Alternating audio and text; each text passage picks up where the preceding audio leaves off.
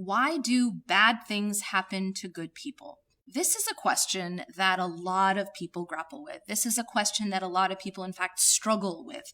And not being able to properly answer this question has led people to a lot of suffering, a lot of doubt. And some people even go to the extent of disbelieving in God completely simply because they cannot find a suitable answer to this question. So this is a question that we also are asked by others. We are asked by non-Muslims. We're going to be asked by perhaps by our children. We have to know the answer to these kinds of questions, not only for ourselves, but also to help others as well. To not get lost, because this is one of those essential issues that we see in our lives. Sometimes we seem to see that bad things are happening to good people, and we also see the opposite. Sometimes we wonder, why are good things happening to bad people? Why does the world seem unfair? These are questions that are essential to be able to understand. Why is it that bad things happen to good people? Well, the answer to this question is actually that the question itself is flawed. In fact, we are told by the Prophet ﷺ that bad things never happen to good people. There's a very important hadith in which the Prophet ﷺ says, عَجَبٌ لِأَمْرِ الْمُؤْمِنِ أَمْرُهُ كُلُّ خَيْرٍ, that the matter of a believer is strange. So it's unusual. Why? Because everything is good for a believer. So that actually changes the question. And now the answer to this question is that bad things don't happen to good people. Everything that happens to a good person, everything that happens to a believer is in fact good for them. But the problem is in how we define good and bad. Many of us define good and bad as simply being limited to the dunya, simply being limited to the material world. And so we start to think that anytime someone increases in the material world, that's something good.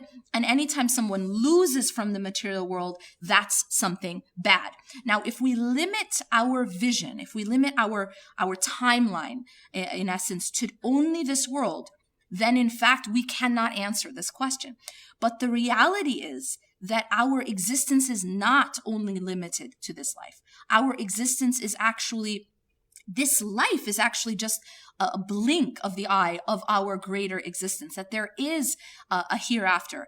And so that puts perspective into what is happening in this life. So then how can we change how we view good and bad?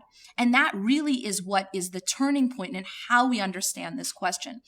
Anything that happens to a believer that helps them grow spiritually, anything that happens that brings them closer to Allah subhanahu wa ta'ala is actually good for them, even when it comes in the form of loss or pain or struggle.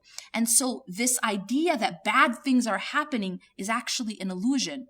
In fact, it is Allah subhanahu wa ta'ala doing good for the believer, but sometimes, again, it's packaged in the form of difficulty and in the form of loss and struggle. But essentially, it is actually good for the believer. And just a quick example of that is that when you go to the doctor and you have to get a shot, that shot, it obviously involves a prick of pain, and yet the greater good is that it's curing you. The greater good is that it's treating you, and it may be even saving your life.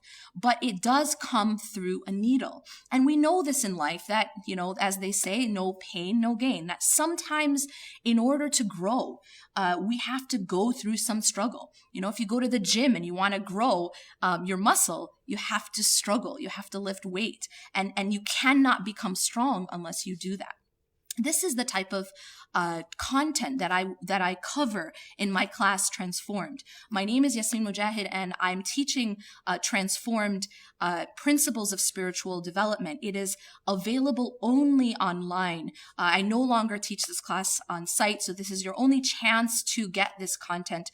This is a class which is relevant to all of us in the sense that it deals with issues that we have to go through every single day of our lives. So make sure that you sign up and you don't delay, because there will be a cutoff, and this is the only opportunity to attend this course.